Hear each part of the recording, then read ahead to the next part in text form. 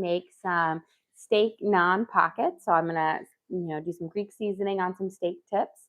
And then we will make some herby naan and then stuff it with some sauteed veggies. And then I'm going to also make a delicious blueberry lime scone because it's so warm and wonderful and nice and hot. So I feel like we need some fresh stuff. So we've got our limes and our blueberries, and of course my new little bowls that I got because I gotta show them off because they're just so cute.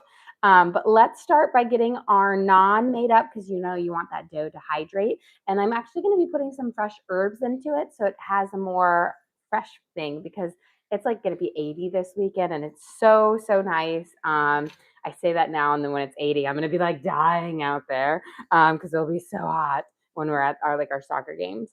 Let's start. We're going to add our sourdough discard. This is a recipe that uses a good amount of discard. Now, I am using an active starter. I fed it up this morning, but active or discard, either one works well. And we need a whole cup for this recipe. So I've got Gus here because I need a big amount. So we're going to add in 1 whole cup of our sourdough discard. Here. There we go. I'm going to put that right there. And then let me wipe my top off and put Gus back over there so I don't knock him over. Here we go. Keep him over here. Safe. And then I'll take my little spatula here. We'll take our discard out. And then we're going to add in a 1/2 cup of yogurt. You can also use, if you don't have plain yogurt, you can use sour cream. I find that works really well when you're, if you don't have plain yogurt. I typically just buy this yogurt just for naan, and we go through a lot of it because our kids love naan. And it's just one of I feel like it's a staple. We make it a lot, lots of different ways. But we need a 1/2 cup, which I'm going to eyeball my 1/2 cup because you don't have to be exact on it. Before the yogurt, was that sourdough starter? Yes, it was a whole cup of sourdough starter. It can be active or not, so it can be discard or, already nice and bubbly. Okay, we've got our 1/2 cup of yogurt in here. And then we are going to add in 6 tablespoons of water, which is the same as 90 milliliters. And we're going to add in a 1/4 cup of olive oil. You can use this guy right here. Should open him up first for that. I'm still working figuring this guy out. Woo! 1/4 cup of olive oil. I was wondering, I normally don't have them locked up, and I was like, how do I open that? It's not by squeezing. There we go. And now I need to go wash my hands. They're a little bit oily.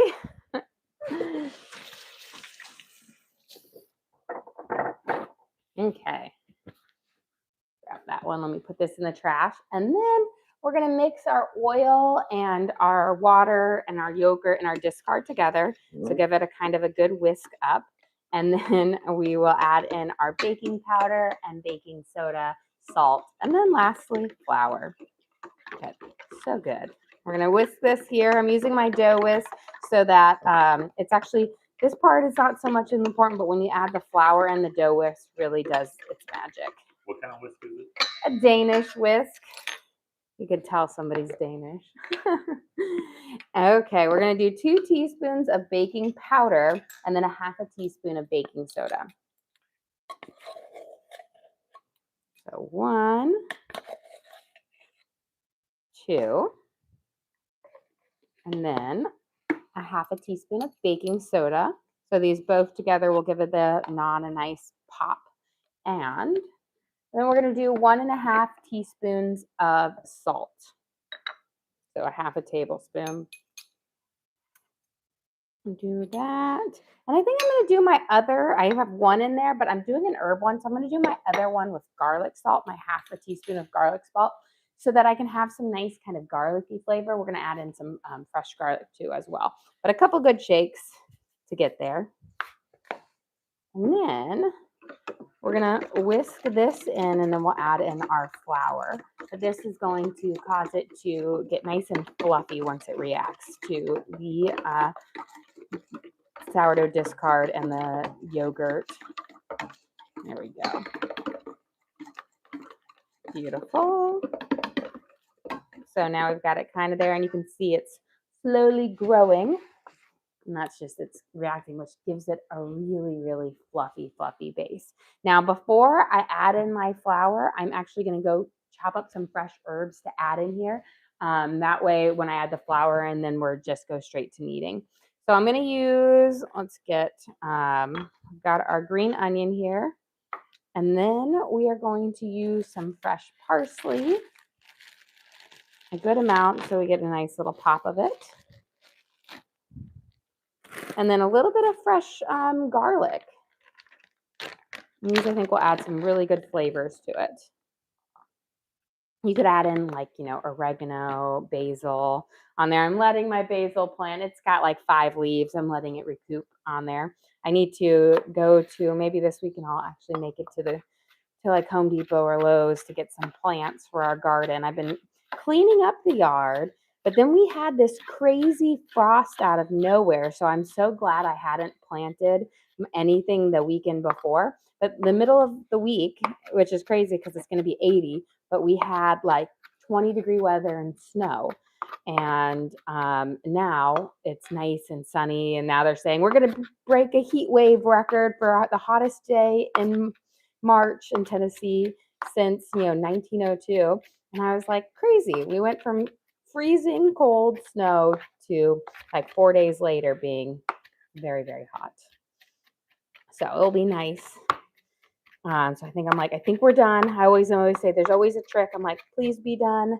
I don't want another cold frost. Everybody runs out here with like sheets to put over their plants. And I always thought my mom was silly because she would, when we were kids, she was like, we need to go cover up all the plants so that they don't die in the frost.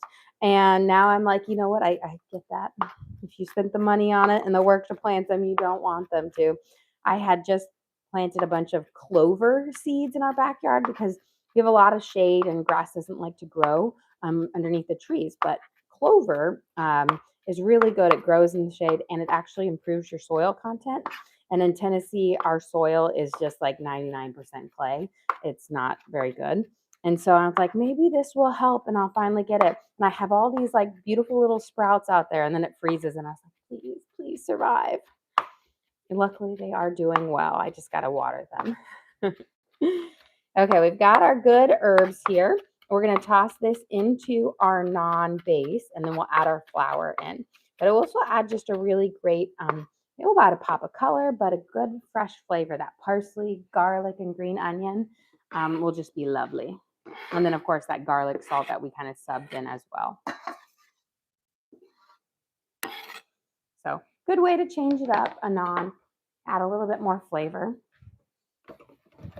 Here we go. So give that a good mix in.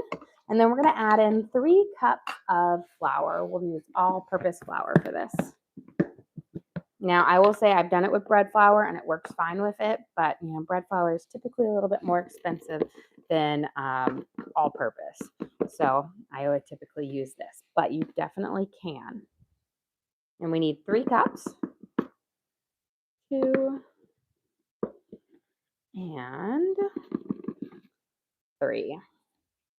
I'll just keep this here because sometimes, if there's a little pocket, you might need a pinch or 2 more of flour. But we're going to mix this up and then we will knead it together once we've kind of got a nice kind of shag forming. And then we'll knead it into a ball and we're going to let it sit until that dough hydrates. It's about 10 minutes before you should start rolling out and cooking your naan. Just gives it a little bit of time. And this recipe I really love because it doesn't use any yeast. So it's something that I can whip up while I'm making dinner. And it is so good. The baking soda and baking powder and then that sourdough discard, they work really well together to give you that nice pillowy, soft, texture to naan. Okay, let's get all of this out. And then we're going to do our kind of knead it together.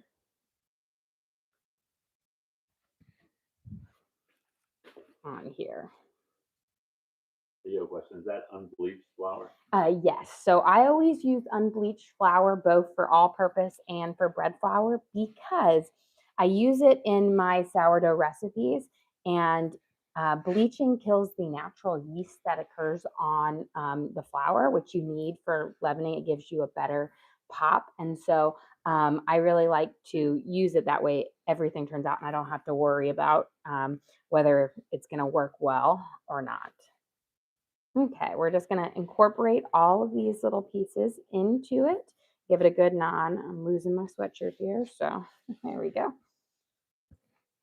I got when we were on our little camping trip last week, I got, of course, I got two new sweatshirts because you know me and my sweatshirts, but I'm wearing my Mammoth Caves one. It's really soft inside, you know, when you get that new sweatshirt and it's nice and soft. I know it may be crazy because it's like 80 degrees out there, but I will wear sweatshirts year round all the time. Sweatshirts and leggings. It's because I enjoy being comfortable over, cute.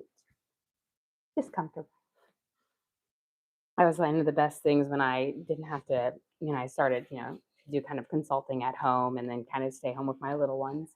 I got to pick my wardrobe. It wasn't having to dress professional. It was so nice. Okay, we've got this just about worked in. Just gave it a little bit more because it had just a little tackiness to it, but beautiful. So give it a few good kneads, and then we'll cover it with some plastic wrap and let it hydrate, and that will be ready to kind of go out. I'm going to make sure I get all of these little flour pieces because I'm also going to be using this counter in just a second for scones. Beautiful. So here is our gorgeous dough. I'm going to cover it with just a little bit of plastic wrap. That just helps it hydrate and moisten up on there. Go. And you don't even have to wrap it up. I just kind of tent it over the top, and that way it just stays nice and moist and tender. Okay, let me wipe down my counter here real quick, just a little bit, because these are savory flavors, and I'm going to be making a nice kind of sweet one, and so I don't want any of that to transfer into it. Because one time, did this once, I cut a pineapple on my cutting board that I had just cut an onion on. I wasn't thinking. My pineapple tasted like onion. It was ruined. So clean that up, have it going. And now let's, dry it so when I do my press and folds, it doesn't stick. But then we're going to make our scones here so they can start baking up for this. And then when we're done, they should be ready to kind of cook off the rest. So these are sourdough discard scone, and they are delicious on here. I haven't made a scone in a while, and I was like, you know what? I need a scone. And today it was so sunny out. I'm like, I need a really refreshing scone. So we're going to start out with a, actually, wait. I got to do my dry ingredients first because we are going to be cutting butter into flour. And so don't want to start with my wet. Jumping the gun. Okay. We're going to start with 2 cups of all-purpose flour. Make sure there's no pockets. 1 and 2. And then we're going to add in a 1/2 cup of sugar, which that's one thing I find that's really nice about scones is they're not overly sweet, so you can indulge in them and not feel so guilty about them because they have a lot less sugar than cookies or muffins. So I really enjoy them on there because I feel like they're a mix between like a biscuit and a cookie. So a 1/2 cup of granulated sugar here. And then we're going to add in our baking soda and our baking powder for this. And then let me grab, I've got a stick of butter chilling in the freezer, so I'm going to grab that real quick. It's nice and firm. I had it out on the counter and I'm down to my last of my butter, so I was like, need to make sure I get that out. Okay, let's get our baking powder, baking soda, and salt. have this one, so we'll do salt first. So we're going to do a half a teaspoon of salt. There we go. And then we're going to do 2 teaspoons of baking powder.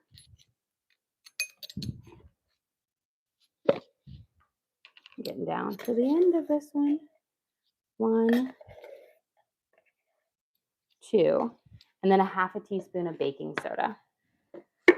And that just gives it a little extra pop on there. Makes it delicious. There we go. And then I'm going to give this a quick kind of toss around with my little kind of cut or pastry cutter here. Paula sent you here. Well, thank you, Paula. We appreciate that. There we go. So we've got that mixed in. And now we are going to cut our cold butter into here. So I'm going to first kind of cube it up, and then I'm going to use my pastry cutter to cut it into smaller pieces. You want cold butter. You don't want it to be completely frozen solid. Mine isn't completely frozen solid, but it's cold. It was room temperature, and I was like, oh, I got to chill this real quick. So we're going to kind of cube it up in here, and then I'll use my pastry cutter to cut it into small pieces. You can also use a food processor, but I find that by the time you pull your food processor out and then get it done, you can have it cut in by like hand with your little pastry cutter or 2 knives and a fork, because it's a smaller, it's not a huge batch like you're making it for a lot of people. So it just is a little bit easier that way. Plus, food processors, like there's certain things I have to use them for, but it's like one of the worst things to clean. It has so many little parts and it takes up so much space in the dishwasher. Flash check. Steps.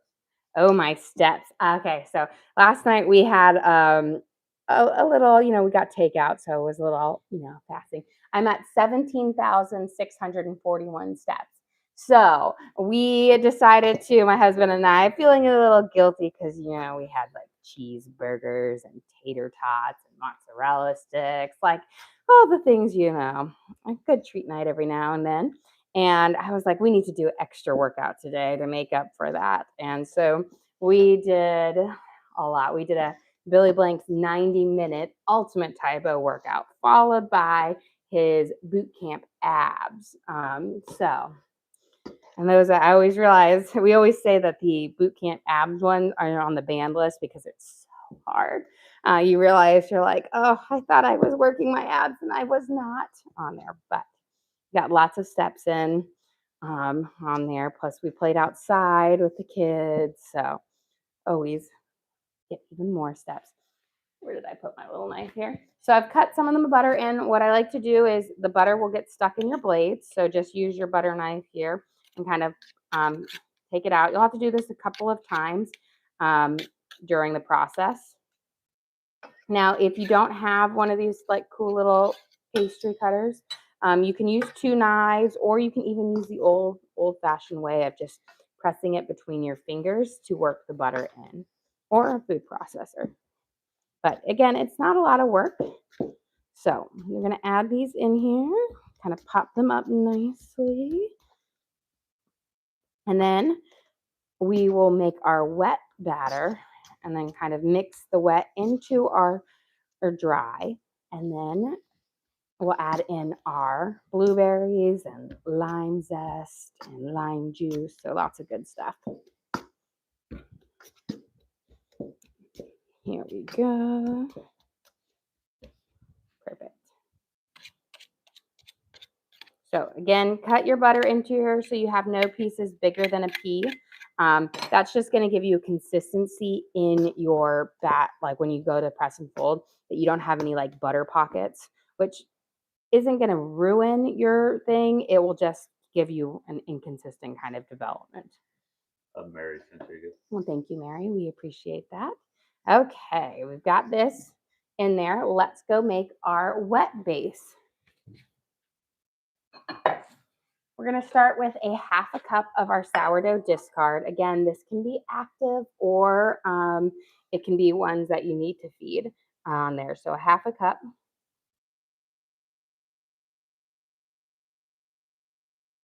There we go.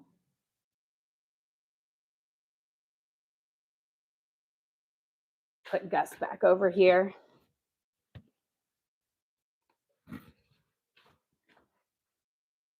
And then we're going to add in 1 egg. We'll mix that in there.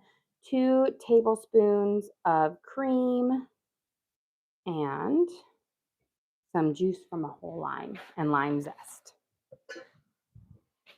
Let's get this egg.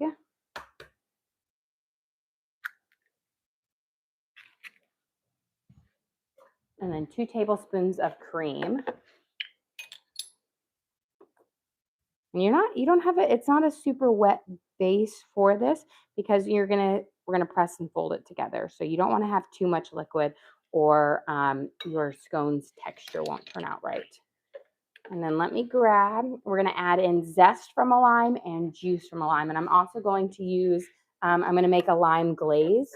So I'm gonna use that as well. These and now let me cut this real quick. I'm going to grab my non-herby knife to cut it. On here. So I realize I need to zest first, but I'll use this one for the juice later. So we're going to use the zest. We need about a tablespoon of lime zest to get there, which I find is about 2 limes. And then we're going to use the juice from a whole lime. Now, the lime zest is actually going to give you more of that lime flavor than the juice, but I do like to add a little bit of it. Now, when we make the glaze, that lime juice is going to give you lots of flavor. But this will give you pretty little green specks in there that will contrast nicely with the blueberries. So you get it. And you don't want to get any, you want to keep with just the nice green parts of the lime on top because it has the nicer, more aromatic flavor versus the whiter parts. Okay. Got to get a little of this guy. Make sure you zest first, then cut. Otherwise, it's a lot harder to zest a half a lime than it is to zest a whole one.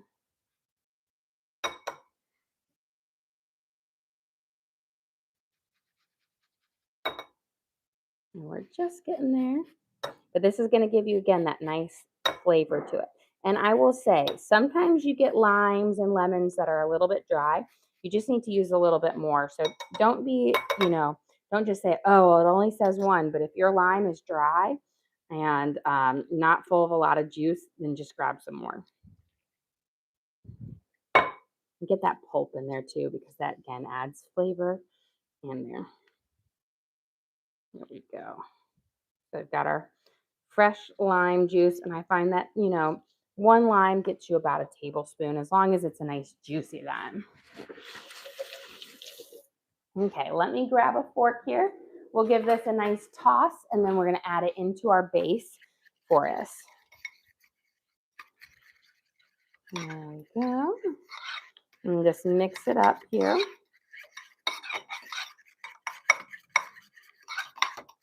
Nice. Okay, we should have it nice and well. And then what we're going to do, I'm going to grab actually a little bit of this lime zest down here too, because we don't want any of it to go to waste. We're going to pour this in here, and then I'm going to use my fork to kind of toss it together. And then we'll add, once we've got a dry shag, we'll add in our blueberries, and then we'll do our press and fold. Now, the one thing with blueberries is when you go to do your press and fold, they like to run away from you. So just be prepared that you're going to be like trying to catch them in there. But I like to leave them full versus cutting them in half because I think they make a better texture when they're left full. But we're going to take our fork here and toss this all up. Here we go. Beautiful. And now we've got our kind of dry crumb here. We're going to add in our blueberries. Make sure that you've got them washed and then dried well because you don't want to add in extra moisture. And you're going to use about a cup of blueberries. No more than that. You can go like a half a cup if you want just a few. But you want to, too many will cause your scones to be soggy and just messes with the texture here. Okay, it's gonna look like a dry shag, but once we get our press and folds, it will come together. And again, so resist the urge to add more liquid, especially as we squeeze and smush some of these blueberries. They'll let out a little bit of extra kind of juice here. Get any more of that. And so now what we're going to do is we're not kneading, but we're pressing. And then you're going to fold everything on top until you've got a nice kind of dough here. Again, the blueberries are going to run away from you, so be prepared to catch them. And you could always cut them in half, but again, I find that leaving them whole gives you a slightly better texture.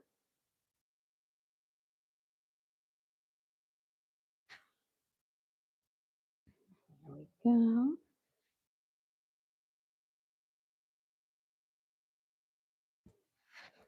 And then once we have kind of a nice dough, then I'll divide it into two little pucks and we will cut out our scones, which are almost there. And this pressing and folding is going to give you all of these wonderful flaky layers in our scones. Don't knead, just push everything on top and press it down. And as you can see, it works together in here and it will form up really lovely. Okay, about ready to divide these into two, and then I'll shape my pucks kind of with that one. I try to ideally get them roughly around the same size. And you just kind of press and push. Looks like this one might be my blueberry monster one because there seems to be so many more blueberries in that division. See if we can steal a couple. Here we go. And then get all of these again things. And then I like to make them like around 1.5 inches thick because I find that that just gives you a really lovely scone. You don't want it too thin. Okay. Now we're going to transfer these, but let me get my hands washed because I'm not going to be making too much of a mess now. Okay. I'm going to grab my parchment lined baking sheet. I'll put it up here. And then we're going to use this handy guy, and you're just going to kind of lift underneath it all the way, and then we'll move it onto our baking sheet. I'll get this next one. So I just slide it underneath and onto our baking sheet for this. And then I'm going to cut these up into each one into 8. So start, kind of use your thing, cut it in half, and then work through here. And I like to do this. You could always do this one big giant puck and then make 8 bigger ones. But I like the mini scones because then, you can eat more of them and you feel like you've indulged more. And it's not as much of a commitment to just have one. But these are so good. They're not overly sweet. They have just the right amount of sweetness to them. And what makes them, I think, perfect is we'll make a lovely glaze that goes over the top.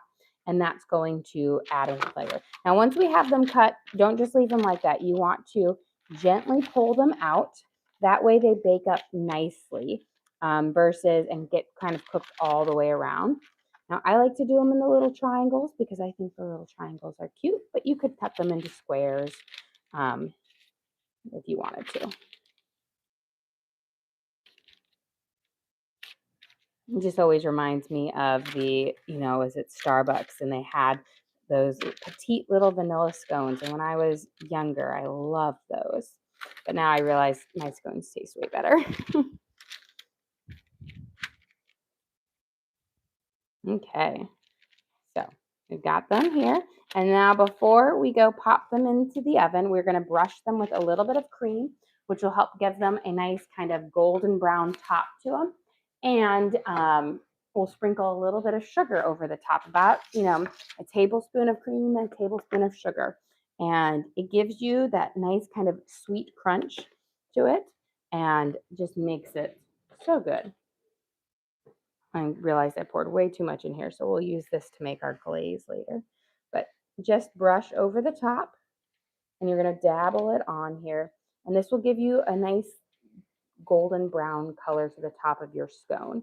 These are going to bake up fairly blonde because, again, it's just a little bit of sugar in there and butter, so they don't have any ingredients that will turn them, like an amber color to it, like if you were to use brown sugar or whatnot. And they smell lovely. That fresh lime just smells so good. I have a feeling just looking at them, the ones with all the crazy blueberries are going to be more Frankenstein, and these are going to pop nicely. And then a little bit of sugar.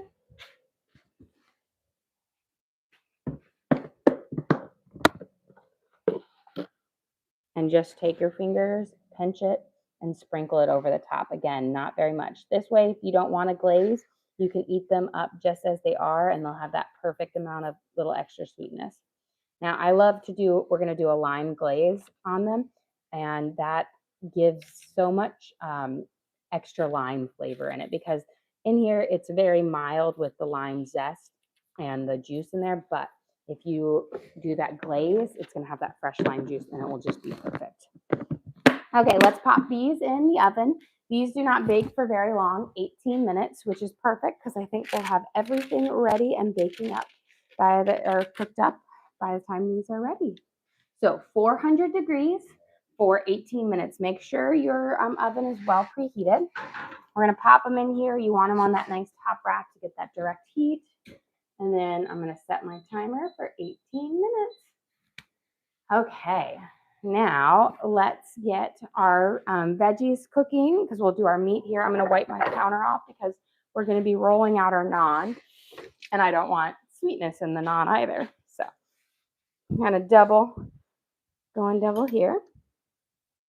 So while we're waiting on there, I'm going to turn my skillet on here to start heating up because that is the thing that takes the longest when cooking naan is making sure your skillet is preheated and otherwise it just seems to take forever. I'm going to saute off our veggies first and then we'll season up our meat and we'll saute that off last so it stays nice and tender. I've got some steak tri-tips and then I'm going to season them up and then we'll sear them so they're nice medium rare. You have a question? Just they're curious why you don't use turbinado sugar a lot.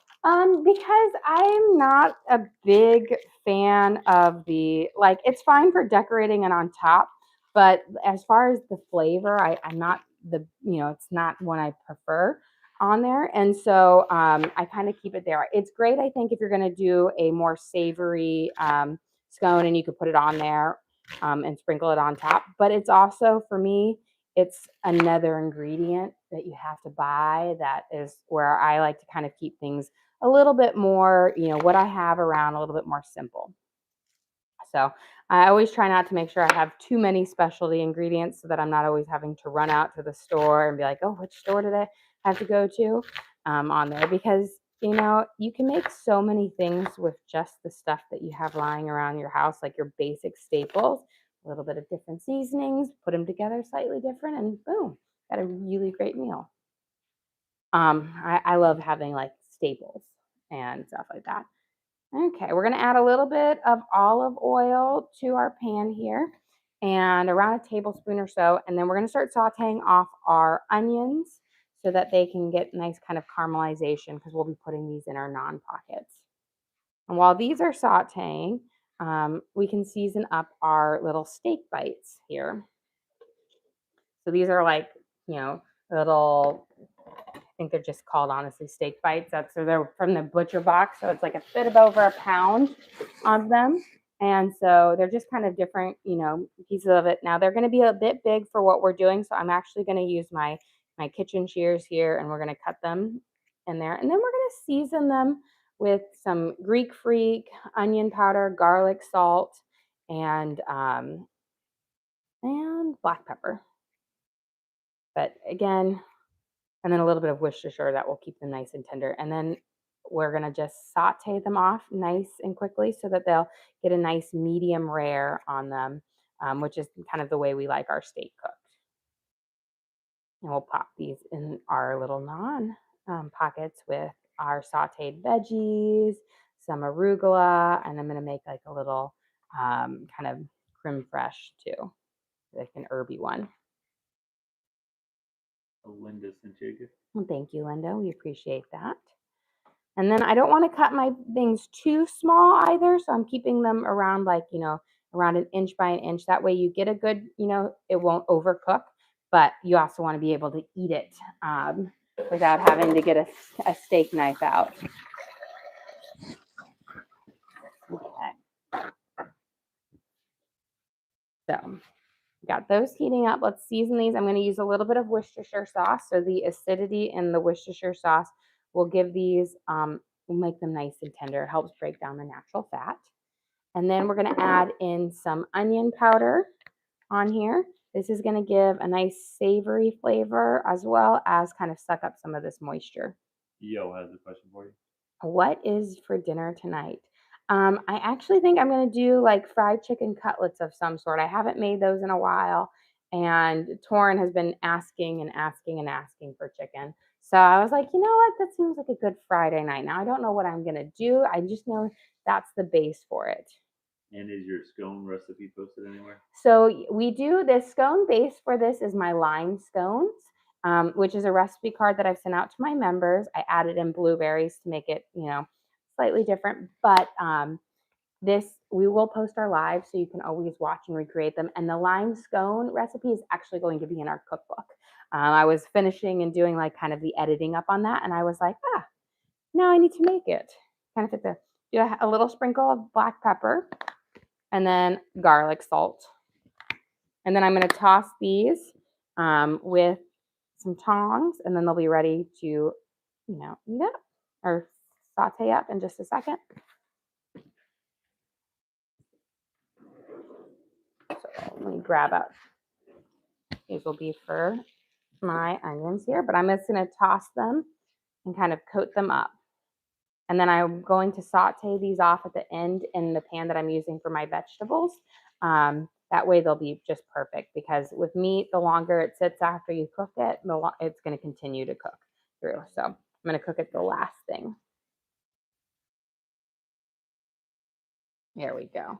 Making sure I get all that onion powder on there, because that onion powder will give a nice little kind of savory crust on these. I have a question. Have you always enjoyed cooking, or is it something that you've enjoyed more as you get older? I have always enjoyed cooking. I actually started cooking when I was 13 years old. I started taking over and cooking family meals. So it was kind of a chore growing up where, and I'm the youngest of 10 kids, so we're a big family. But when we moved from Iowa to Tennessee, there was just, we always called us the three little ones. So it was just us, and both my parents, were in academia, so they worked well. And so what we did is we kind of traded off. One kid would cook a meal a night. And then, my mom would pick up the other one. So I cook one night, my sister, my brother would cook one night. And I slowly started taking over all my siblings' ones. And it was the chore that paid the best too. And you got to pick what was for dinner. So I really, really liked it and I loved it. And I'm eventually in high school, I was making all the meals except Sunday dinner. And then a lot of times it was Sunday dinner. My mom and I were cooking together for it. But I love cooking. I've always loved it. It's like my love language. Whenever I like to cook for people too, and figure out when I have like friends or family visiting. I'm always like, oh, what's your favorite meal? And I will try to cook that for them. So I really, really enjoy it on there. And I've had like some of my staples, like, and you can tell, like, for our wedding gift, my siblings got us a Wusthof knife set. And then my parents got me an all-clad, pan set. I was like, I don't want china, I want cookware. And I got lots of my cookware gadgets then. And I've had them for that long, 17 years. And I always say in college, my dorm room, I always say I had like the band kitchen, because I had a hot plate and like a toaster oven that you could do a whole roast in. And I would cook so many delicious meals in that room. And like the RA would always be like, "Gosh, your room smells really nice," and I'm like, "It's just takeout. It's just takeout." Okay, let's get these. We'll add them in here, and then I also have a yellow squash that we'll slice up and tap there, and then we'll leave our tomatoes and our arugula fresh, so we'll have this like savory vegetables with some fresh on there. Beautiful. Our onions are cooking nicely now. Let those sit for a second. Let's get our naan rolled out here. Let me grab. It's nice and hydrated, so I'm going to give it a couple extra. But once it has a nice, it's hydrated, that dough, the flour has, it's going to have a good elasticity so that when you move it, it's not going to tear, which is going to make it much easier to roll out. This one we've added in garlic, green onions, and fresh parsley and garlic salt. So it's a nice herby base for it. And this is nice and hot, so we'll get that out here. Now you have a question. Who's your favorite celebrity chef? Oh, my favorite celebrity chef is, and I think this is also, I love Gordon Ramsay. Absolutely love him. I think he's hilarious. And the fact that he was almost a pro soccer player on top of it, because, my girls, they play soccer and we love soccer. So I have to say it's him. And I grew up watching his shows like Hell's Kitchen and Restaurant Nightmares or things. So I grew up watching all of those, and I just think he's, hilarious now. I would never want to cook for him because he's got really creative insults. But I would want to cook for him on his kids show because he's so nice to the kids. I'd be like, yeah, I'll just go there. Yes, I'm a kid. Okay, we're rolling out our naan here, and then we're going to cook it on our dry skillet for it. I'm kind of divided it up. This one you can divide and make either really big ones or kind of medium size, or sometimes I'll do the little naan dippers, which are just little kind of things, or I'll make little like buns with them for it. But we're making these for our little sandwiches, so I don't want them too big. But they look delicious already. Roll them out, good size thinness to them because they will puff up. We're going to put it on here. I'm going to turn my skillet down now to about a 4, and we're going to let it heat and cook. The first one takes the longest, and then they all kind of cook pretty fast after that. But I always say start heating up your skillet way before, otherwise they're just going to take forever. Okay, our onions have a great, beautiful start on there. So we'll go and check from there. And then let me go see my scones, how much time. We've got about 6.5 minutes left on those. Made me think for a second. I'm like, did I set the timer? Because that would not be, I've done that a couple of times. And I was like, I do not remember setting a timer. So we've got our peppers in here. I'm going to cut up my yellow squash, and we'll add that in here. I was deciding between zucchini or yellow squash. And I was like, I always use zucchini. And I do love yellow squash, but zucchini is I like it a little bit more because it's not as seedy. But we're going to slice it up. I'm going to cut it in like little semicircles. That way they're not too big in here, but they'll absorb the flavor. And I was like, maybe I'll make zucchini bread or zucchini muffins coming up. My kids love zucchini muffins. So I was like, Linda sent you another gift. Oh, thank you, Linda. We appreciate that. And then we're going to just cut this down here. But these are just a great thing because they kind of just taste like everything you cook. They're like little flavor sponges. And I feel like they fit well with the little naan pockets here. We get our peppers here. I'm going to turn that down just a smidge. And then I'm going to get out a cutting board so that when these are off, we'll be able to rub butter on them and get them, because when you are done cooking your naan, you want to rub them with butter because it keeps their outer, the outer part of the naan nice and soft versus if you leave it too long. It will get crunchy, and then when you try to fold it, it breaks. So on there, let me grab a spatula to check this See how it's going? Still needs a little bit more. You'll know when it's ready is when you start to see kind of like what it looks like a tortilla, little golden brown edges on it. So while we're waiting for that, let's whip up our lime glaze because we have a little bit of a break, and then we'll go over here and on here. So I'm going to use, I poured way too much cream for when we brushed over the top of our scone. So I'm going to use the rest of that in here. You need about 1 to 2 tablespoons of cream, depending on how much glaze you want to make. That is going to make about a half a cup of glaze. So it's a little bit more than you need, but it's hard to make really small amounts of glaze. So we're going to add in some lime zest for this, which will add a little specks of flavor and a little more aromatic lime flavor. And then we're going to add in our fresh lime juice. But before we do that, I'll add in some powdered sugar. And just to kind of make these a little extra bougie, I've got some blueberry, freeze-dried blueberry powder, which will give the glaze a fun color and a slight blueberry flavor. But you're going to mainly get lime on here. You need just about a teaspoon of lime zest. You don't need a whole lot for it. And you don't want to add too much because you'll get a grittier texture with it. Before I add some powdered sugar in there, I want to give these a quick toss. Beautiful. I'm getting this lovely kind of, I always like to say fajita veggie char on them, which is what I love when I'm going to make a naan pocket. Let's add in our zucchini, or not our zucchini, our yellow squash here. We'll give it a quick toss, and then we'll let that kind of simmer. I might add in a splash more of olive oil because zucchini or yellow squash is very, very like spongy. It soaks up everything. Here we go. And then we'll add in some Greek Freak spices. Let's check this guy. Perfect. Flip them over. Nice kind of golden brown dimpling here. Now let me grab my powdered sugar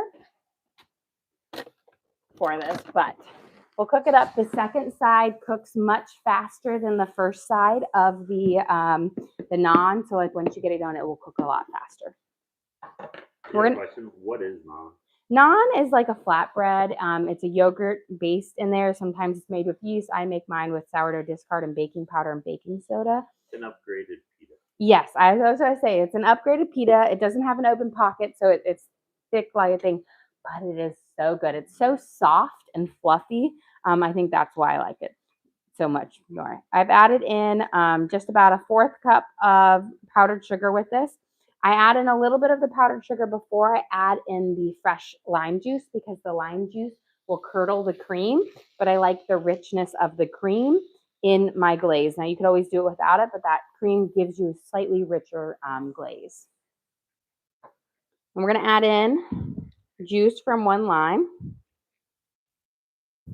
And I will say this will give this a nice, really fresh tart flavor. And you want to use fresh lime juice. You don't want to use that like pre-packaged one because you're not going to get that great fresh flavor. We're going to mix this in. Beautiful. And then I'm going to add in a little bit of my freeze-dried blueberry powder, which is just blueberries that have been freeze-dried and powderized. This will give you a really mild floral, like blueberry flavor to it, but it will make this really pretty. I'm adding in about a tablespoon. I don't want to dump it in too fast.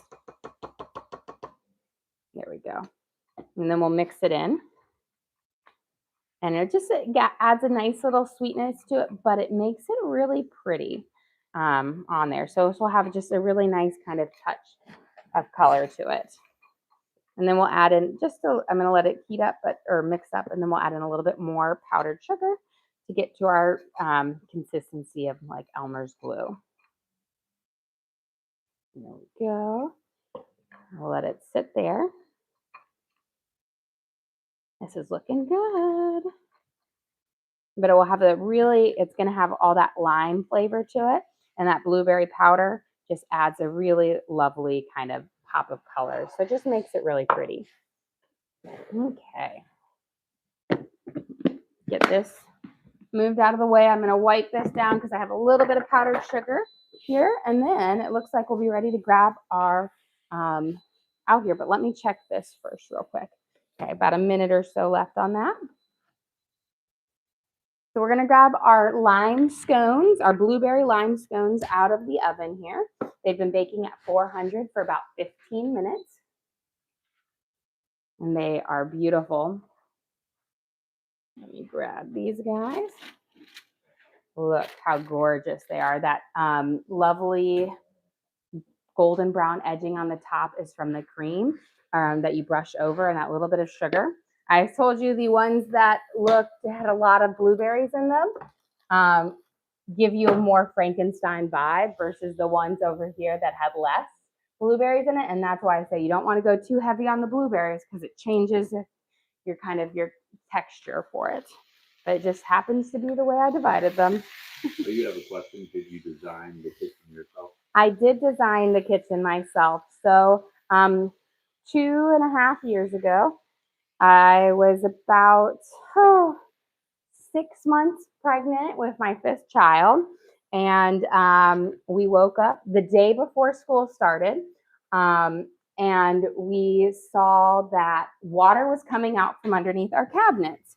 And I was like, oh no.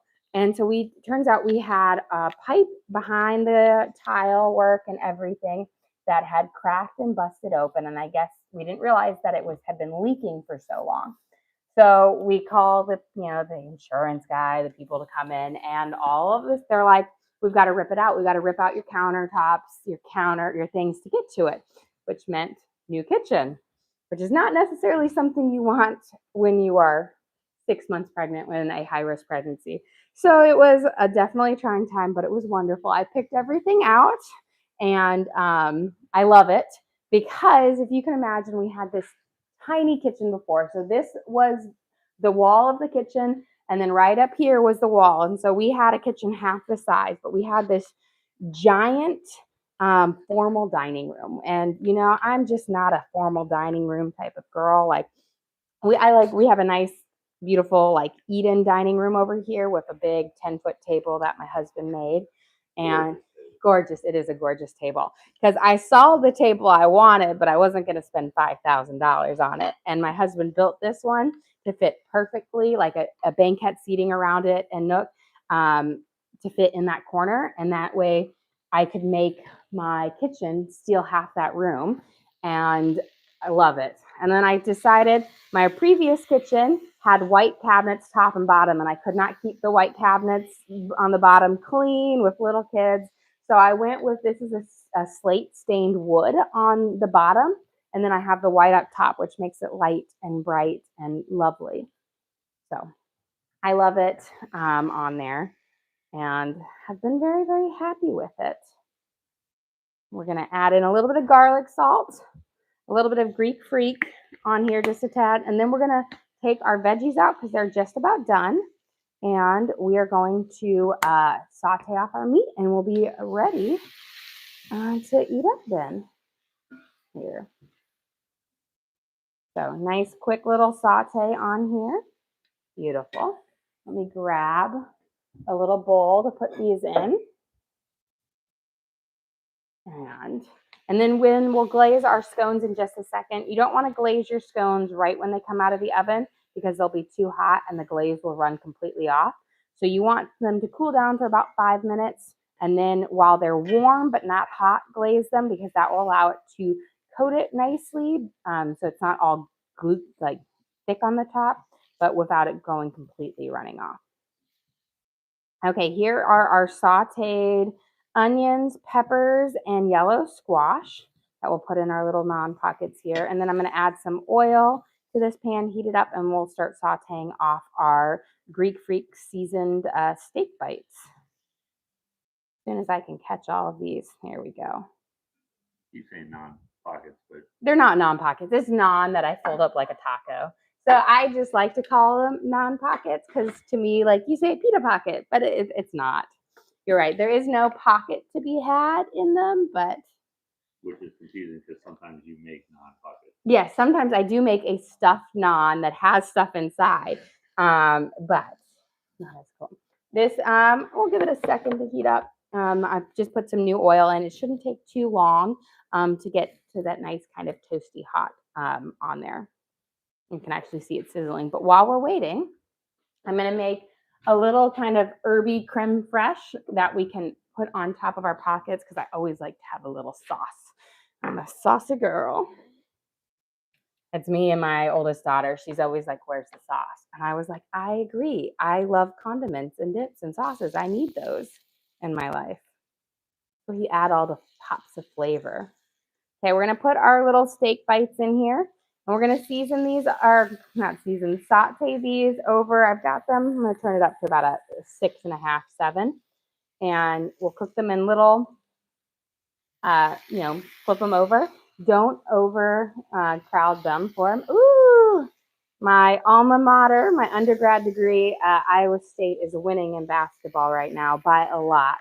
And I have them in my bracket going all the way to, I guess, the final four. The final one. So, or maybe this will be their year. Yeah, question. What kind of steak are you using? So this is the Butcher Box steak bites. So I'm actually not sure. I think it's a collection of different steaks because I've noticed kind of slightly different veining and marbling on them, which means you've got little, things. I think they have when they're trimming up. These are the leftover pieces, which is a smart move because then you can get more product out, and it's going to be delicious no matter what. Okay, let's get our we're going to do a lovely kind of lime creme fraiche, herby garlic lime creme fraiche for this, which will add a really nice fresh flavor to our, our little naan, which is naan pockets, naan tacos for this. Let me check this guy over here. I don't want to forget about him. Beautiful. And then we'll have them on there, coated up for this. So I'm mincing up about a teaspoon or so of garlic, of fresh garlic, which is going to be a little bit nicer in flavor than if you were to use garlic because it won't be as pungent. It will be more mellow. I'm going to mince it up fairly small so I can get a lot of that garlicky flavor out. We don't need that on here anymore. I'm going to add this to my bowl. And then I'm going to grab some fresh parsley. We'll mince that up. Once my meat starts to get a little bit of a brown ring around the outside, I'll know to flip it, and then it will only cook for about 30 seconds to a minute on the other side because I'm sauteing it off on the other side real quick so that it's a nice medium rare little steak bites. So when you are working with smaller cuts of meat, just be aware that it cooks a lot faster than a big fillet or big steak. We'll add in our parsley. And then I have a green onion. And I'm going to slice this down the middle. And we'll mince this up. And then we'll add in some fresh cream, fresh lime juice, garlic salt, and let it sit for a second so that the acidity of the lime juice can curdle the cream. And then we'll have this lovely herby creme fraiche, kind of like an herby sour cream that we can put on here. Okay. Get these guys in here. And then it looks like my steak bites are just about ready to flip. Gorgeous. And there, you see that beautiful little crusty sauteed edges? That's what you get from that onion powder. It really gives you that nice little, a crispy edge on it, which I find gives you a really wonderful texture in a steak bite. There we go. And then these, again, will cook really quick on this side. You don't want to overcook them for it. Beautiful. Okay. And let me grab a little bowl to put these in, and then we'll get our next round in. And we will finish up our creme fraiche, and then it'll be time to serve up here because we're just about done. A nice kind of happy spring meal, kind of willing the summer to come because its weather is so nice.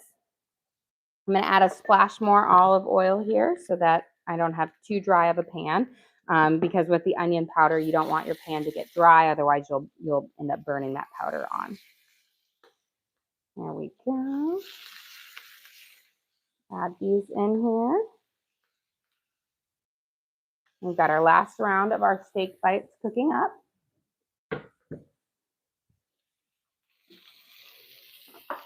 I see the cameraman has relocated them to his side. Just making more room. Making more room. Let's get our cream in here. I just kind of put enough in here to cover the top of my herbs for this. And then we're going to add in our fresh lime juice, which will give a nice bright kind of, let me grab my little thing, like a really bright acidity to it. You can do lemon if you want. I'm all out of lemons, but lime will give you a really fresh flavor. It's more tart than a lemon. So just squeeze your juice over the top. Don't mix it in yet. Let it sit, and we're going to have it curdle the cream. Okay, let's get this next one rolled out here. Beautiful. So I'm going to take my butter and rub it over the top of it. Both sides. Gorgeous. And that way it leaves a nice soft naan for it. And again, we cook these on a dry skillet. You don't want to cook them with butter or anything like that, because then they will burn up for it, because you cook them at a pretty low temperature. I have my skillet on a 3. So a lower temperature for a little bit longer. No butter. We added oil into the base of our naan, which will give us that nice flavor. Roll it out nice and thin.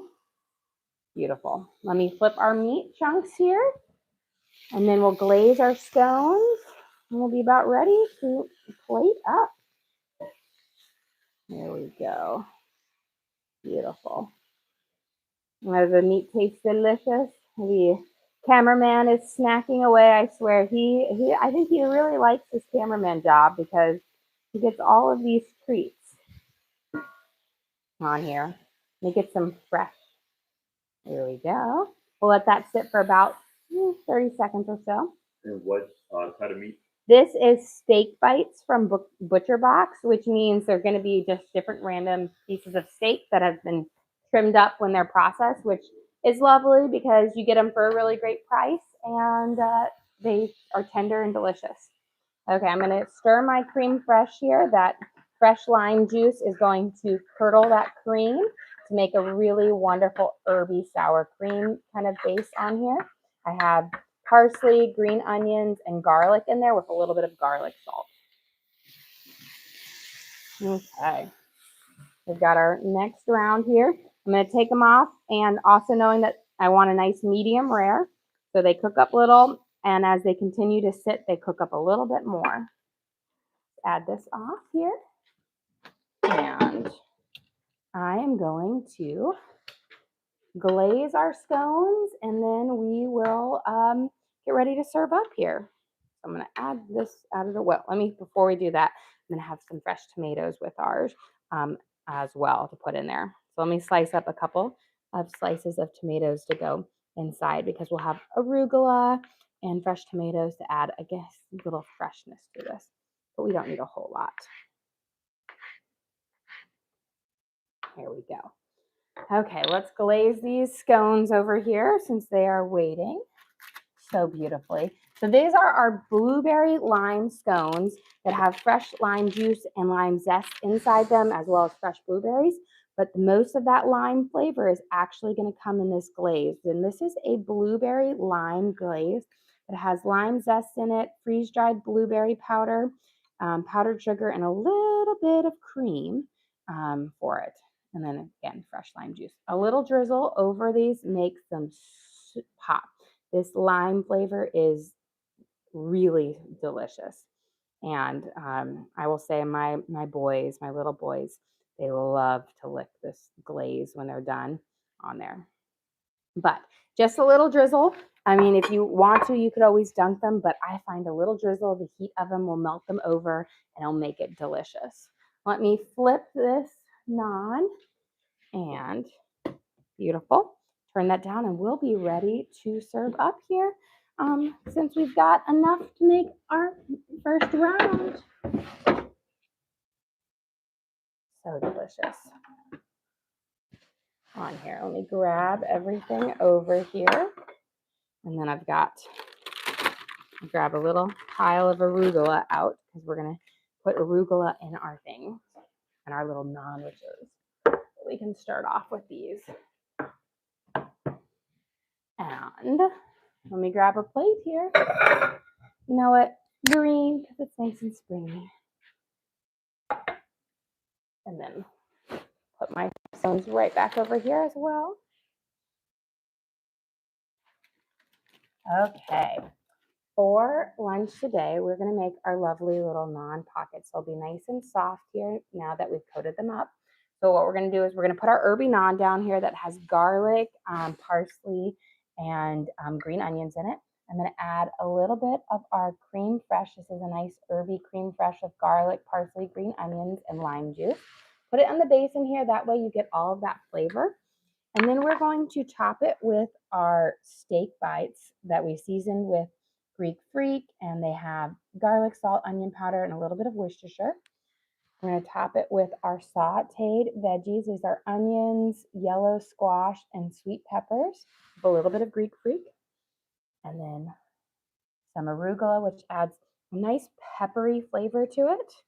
A few fresh slices of tomatoes for a really lovely pop, and then I'm going to add another little dollop of our sauce on top. And then for a sweet treat at the end, we have our lime blueberry scones made with our sourdough discard, and we have a gorgeous lime and blueberry glaze on top, which is just going to be absolutely delicious. Well, guys, thank you so much for joining us here. Don't forget to like and subscribe. I try to do live cooking shows every single day, kind of show you what we're making for our family and hopefully teach you guys something along the way. Again, we do upload all of our videos to the link on our page. So if you ever want to recreate any of these recipes at home, you can just go to our page and search for what we made. We've got our herb naan with our steak bites and sauteed veggies and our blueberry lime scones, and you can always watch and cook along with me again. We also have a link to our Amazon storefront that has all of our different cooking gear and gadgets in it. I've got my hex-clad pans, my knives, cutting boards, and everything else that I use in the kitchen for you guys to check out. But again, thank you so much for joining us here. Don't forget to like and subscribe.